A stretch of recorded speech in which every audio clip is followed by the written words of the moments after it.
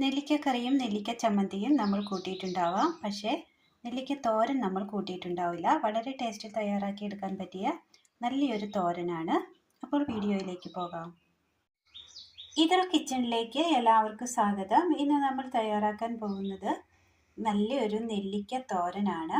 അതിനായി നെല്ലിക്ക, പച്ചമുളക് അരിഞ്ഞെടുത്തത്, തേങ്ങ തിരുമിയത് ഒരല്പം മതി, സബോള പൊടിയായി കൊത്തിയരിഞ്ഞത്. ഇനി ഈ നെല്ലിക്ക ചെറുതായിട്ടൊന്ന് അരിഞ്ഞെടുക്കാം. മിക്സിയുടെ ജാറിലേക്ക് നെല്ലിക്ക അരിഞ്ഞത് ഇട്ട് കൊടുക്കാം. ഇതിലേക്ക് ചെറിയൊരു കഷ്ണം ഇഞ്ചി കൂടി ചേർത്ത് കൊടുക്കാം. ഇതിന് നന്നായി ഒന്ന് അടിച്ചെടുത്തുകൊണ്ട് വരാം. മിക്സിയിൽ അടിച്ചെടുത്ത നെല്ലിക്ക ഒരു അരിപ്പയിലേക്ക് മാറ്റിയിട്ടുണ്ട്. ഇതൊന്ന് അമർത്തി കൊടുക്കാം.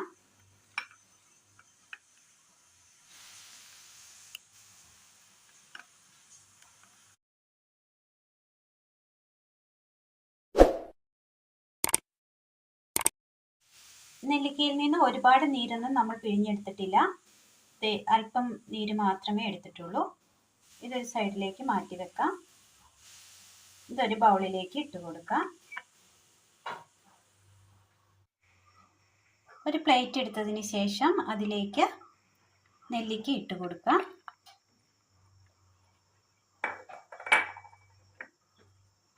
സബോള അരിഞ്ഞത്, തേങ്ങ, പച്ചമുളക്,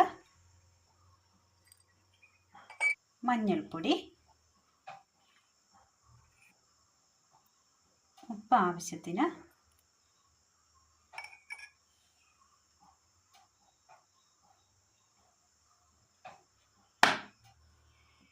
ഒരൽപ്പം വെളിച്ചെണ്ണ,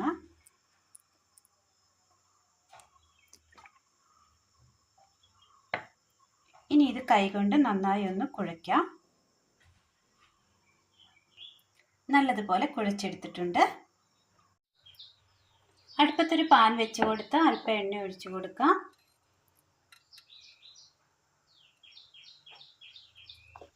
എണ്ണയൊന്ന് ചൂടായി വരുന്ന സമയം കടുക് ഇട്ട് കൊടുക്കാം.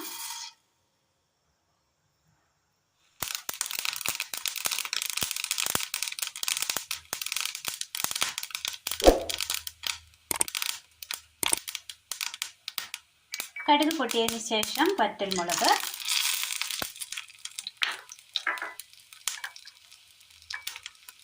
കറിവേപ്പിലയുടെ തളിരില,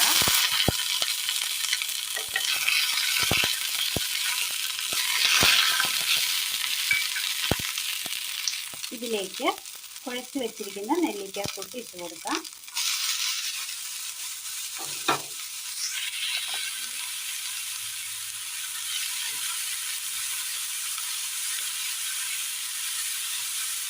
നല്ലതുപോലെ മിക്സ് ചെയ്തെടുക്കാം.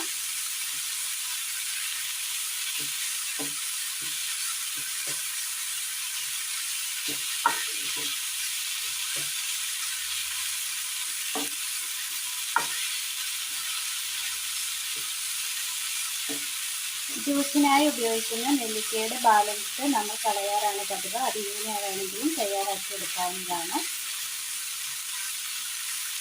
ഇതിൻ്റെ നീര് നമ്മൾ പൂർണ്ണമായും പിഴിഞ്ഞു കളഞ്ഞിട്ടില്ല. ആവശ്യത്തിനുള്ളത് ഇതിൽ തന്നെ ഉണ്ട്. വൈറ്റമിൻസ് മാറ്റി വെച്ചിരിക്കുന്ന ജ്യൂസ് നെല്ലിക്ക ജ്യൂസായി നമുക്ക് ഉപയോഗിക്കാവുന്നതാണ്.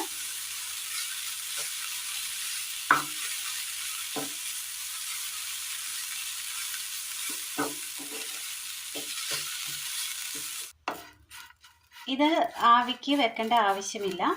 നെല്ലിക്കയാണെങ്കിലും സബോളയാണെങ്കിലും പച്ചമുളകാണെങ്കിലും നമ്മൾ പച്ചയ്ക്ക് തിന്നുന്ന സാധനങ്ങളാണ്. ഇത് എല്ലാ തോരനെയും പോലെ ഒരുപാട് നേരം വേവിക്കാൻ വെക്കേണ്ടതില്ല. ഒന്ന് ജസ്റ്റ് ഒന്ന് വാട്ടിയെടുത്താൽ മതി.